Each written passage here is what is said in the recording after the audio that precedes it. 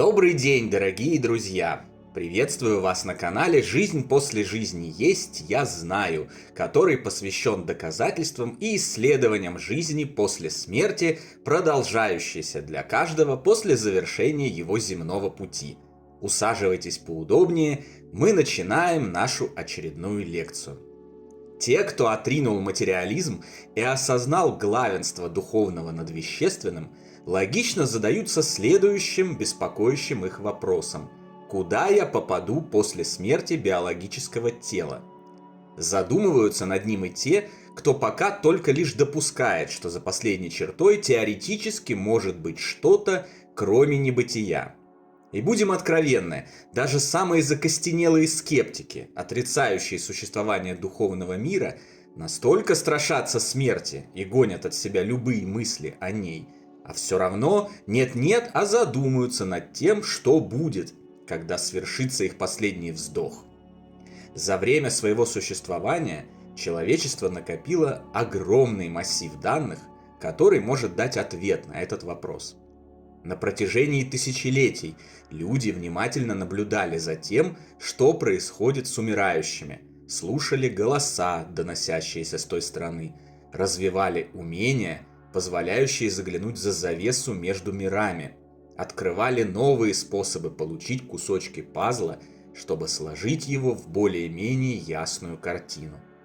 К сегодняшнему дню полученная нами картина однозначно говорит о том, что жизнь личности после смерти физического тела продолжается, хотят этого скептики или нет, верят в это атеисты и отрицающие все духовное или нет.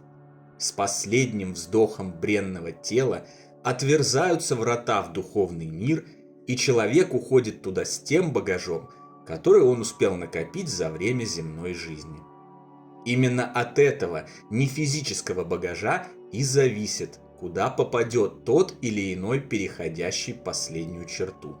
Посмертная судьба и место его будущего размещения находятся в прямой зависимости от состояния сознания к моменту гибели биологического средства выражения души, от количества добрых дел, которые умирающий успел совершить, пока пребывал на земле, от количества зла, которое он причинил другим, от наличия знания о загробном мире и законах, царящих в нем, или от его отсутствия.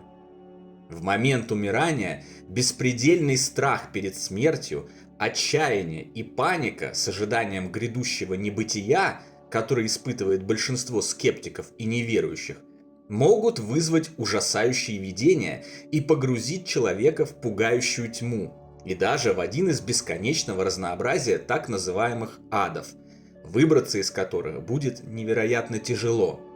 Спокойствие же перед лицом неизбежного, смелое продвижение к черте, уверенность в продолжении жизни, доверие Богу, хранителям и ранее перешедшим на ту сторону родным и любимым облегчают переход, сокращают его время и избавляют от ужасных видений.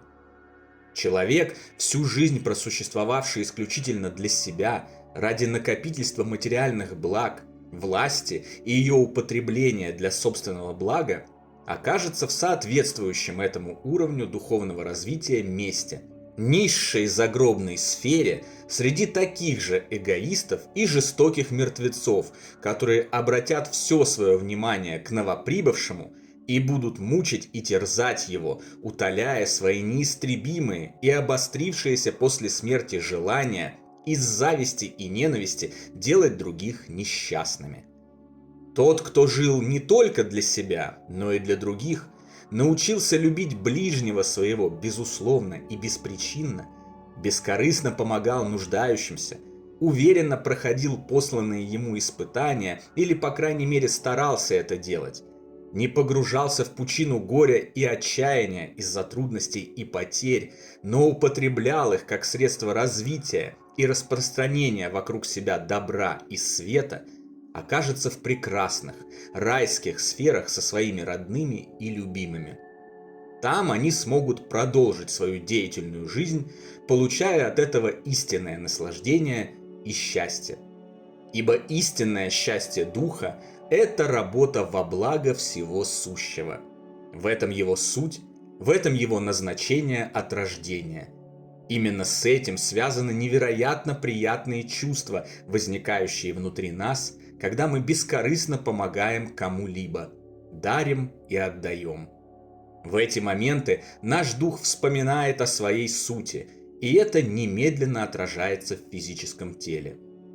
Самые отъявленные злодеи, убийцы, насильники, тираны, причинявшие другим зло на протяжении жизни, принимавшие участие в актах зла, независимо от любых самооправданий и самообоснований, найдут себя в наиболее страшных и мучительных сферах и будут вынуждены страдать на протяжении многих лет, порою веков, чтобы искупить сделанное.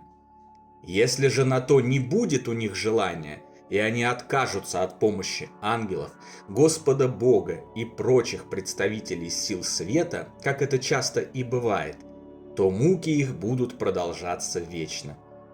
Но происходить это будет не потому, что кто-то их наказывает, а потому что наказание это они назначили себе сами. Сначала своими делами по отношению к другим людям, а затем неизбывным внутренним устремлением к мраку, чувством беспредельной вины, привычки к страданиям и даже мазохистским наслаждением ими, а также тем, что закрыли себя от любой помощи и отмахнулись от нее. Здесь, на земле, есть возможность оправдать любое зло, заткнуть голос совести и временно избежать последствий. После того, как биологическая оболочка сброшена, это уже невозможно. В состоянии чистого сознания нутро человека видно как открытая книга, как окружающим, так и в первую очередь ему самому. Он не может притвориться, выдать себя за другого. Он теряет любую возможность казаться, а не быть. Не способный никого обмануть вследствие действия естественных законов, работающих в автоматическом режиме, он оказывается притянут к тому миру, которому соответствует его внутренний мир, и вместе с прочими носителями мрака в безостановочном режиме продолжает творить и порождать этот ужасный мир. Отсутствие знаний о продолжении жизни после жизни может осложнить переход на ту сторону и привести к тому, что называется застревание близко к земле. Это такое неприятное состояние, когда недавно покинувший физическое тело дух оказывается сбит с толку, будучи не готов к тому, что после смерти может быть что-то еще. Близкие к земле духовные сферы переполнены такими духами, неспособными подняться в райские сферы, хотя и имеющими такую возможность, поскольку в целом весьма праведно проводили дни своей земной жизни. Вот почему знания о том, что происходит после гибели биологического тела, критически важны для всех живущих. Вот почему смерти не только нельзя бояться, но и следует всеми силами изучать ее и готовиться к ней еще с юных лет. Ибо смерть – это не конец, а напротив, после краткой земной подготовки начало новой, истинной, более полной жизни. От того, насколько человек о ней осведомлен и готов к ней, зависит и то, какой она будет. Страшной, унылой и мучительной или прекрасной, радостной, великолепной и наполненной захватывающими приключениями вместе с родными, любимыми и близкими душами. На сегодня все, дорогие друзья. Жду вас, как обычно, послезавтра на новой лекции нашего канала. А пока спокойно, деятельно и невозмутимо продолжайте свой путь, полной уверенности, что все обязательно будет хорошо. Ведь как бы вам сейчас, с точки обзора нашего земного мира, это ни казалось странным и абсурдным, но так уж заведено, что по-другому быть и не может. Всего вам самого лучшего, светлого и прекрасного.